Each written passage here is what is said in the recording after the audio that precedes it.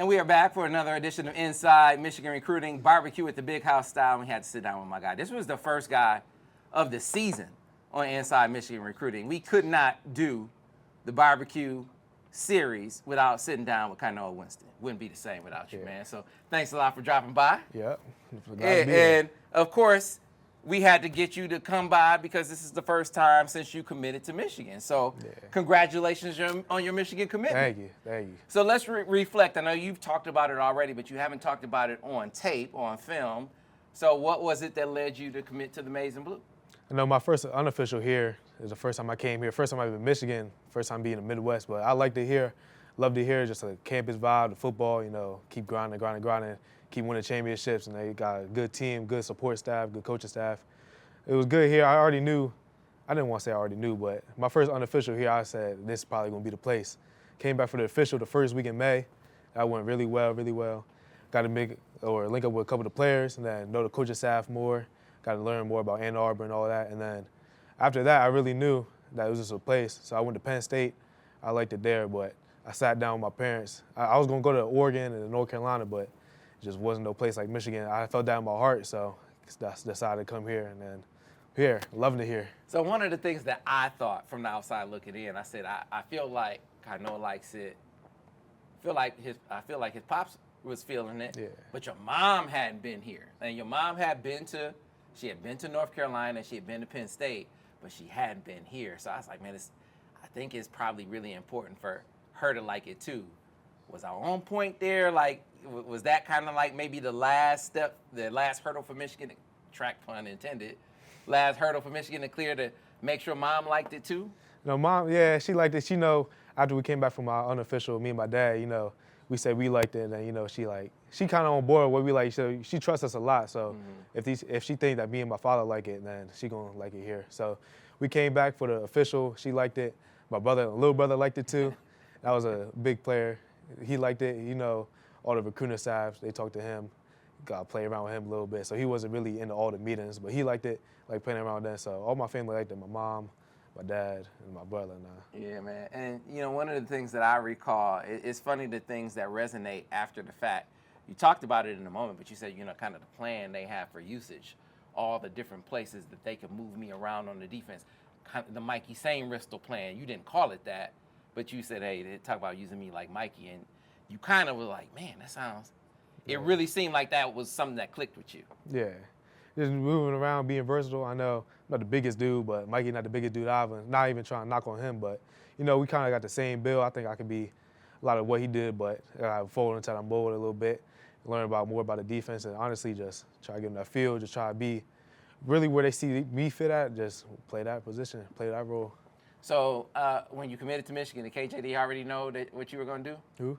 Did your cousin already know what you were going to do? I mean, I went to Penn State. I know I chopped at him a little bit. I know he might have had a little feel, but I know he ultimately happy for me, and then it's like my journey. So he happy for me, and then just coming here. He go by the time he go to the draft, I'm not gonna be able to play with him regardless. So he's just happy I made this decision for me. Right. So since then, it's not like once recruiting stops, you get able to focus on other things like track.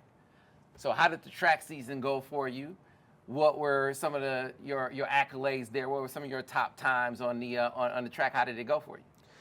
Top time on the track, I ran a 10.6 in the 100. That was probably my top time. I know WCACs, I won the 100, and we did good in the 4x2, setting school records in that. And then in the in the DCs we did that, and the WCACs I came first in the 100, and then the DCs we did good. We came second as a team. So we're doing good in that, ultimately just trying to build. And then this year, football and track, my senior year, we all trying to get it all, win it all. Last year, got to make it good. So 10.6 in 100 meter, that's picking them up and putting them down, man. Yeah. By the time you leave college, where do you think you're going to, leave high school, I should say. Where do you think you're going to be? Trying to get 10.5, 10.4. 10.5, 10.4. And by the end of my high school career to get that. Yeah. So you 10.5, 10.4, you're going to have the college track coach. You're going to have Michigan's track coach. Like, hey, man, why don't you slide on over here in the spring? Is that something you might consider, or is that pretty much not a no-go? Maybe, but probably not. I know football, put a lot of time into football. Football my main sport, so, if I got into college for playing football, I'm gonna go play football and then maybe track, but that's a later decision. I hear you. So let's talk about recruiting. Kainoa, I mean, look, your recruitment is out of the way.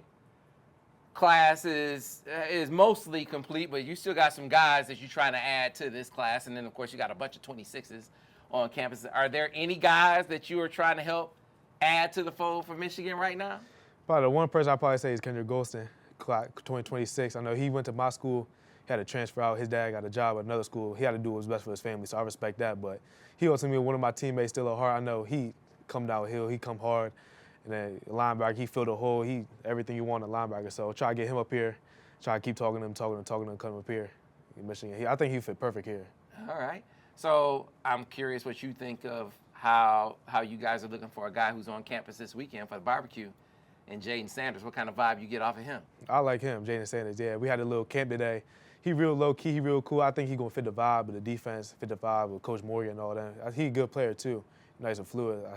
He should come here. So try to get him to come here. Yeah, the vibe with Coach Morgan. That's another thing that you said before that really resonated with me. That seemed like something that stuck out to you. What is the vibe like with him, and why do you think why did it appeal to you? Why do you think it's Ivan Taylor is another guy who mentioned the vibe with Coach Morgan. Yeah. You said you think the vibe with Coach Morgan is going to appeal to Jaden Sanders. Why is that? I think Coach Morgan, he ultimately like a teacher. He a coach and a teacher. So his words, he not going to yell. He going to like actually teach you through it. He not going to be the one, like you make a mistake. Or I like, perfect example. You make a mistake. He not going to be the one, you made a mistake. He'll be like, you know what you did. You got to do better next time. Just correct this and that, this and that. He not going to be the drill sergeant that keep yelling at you. He going to be the one that calm you down, get you back in the right headspace for the next play mentality. So I think that's the Coach Morgan vibe, just real low key, real chill. But when he talk, you know he gonna mean when he talk. I hear you, man. All right, so let's look ahead to the season down at Gonzaga. So what should we expect? Championship. That's it. Period. Championship. Yeah. That's my senior year. I know all the seniors. A lot of the defense.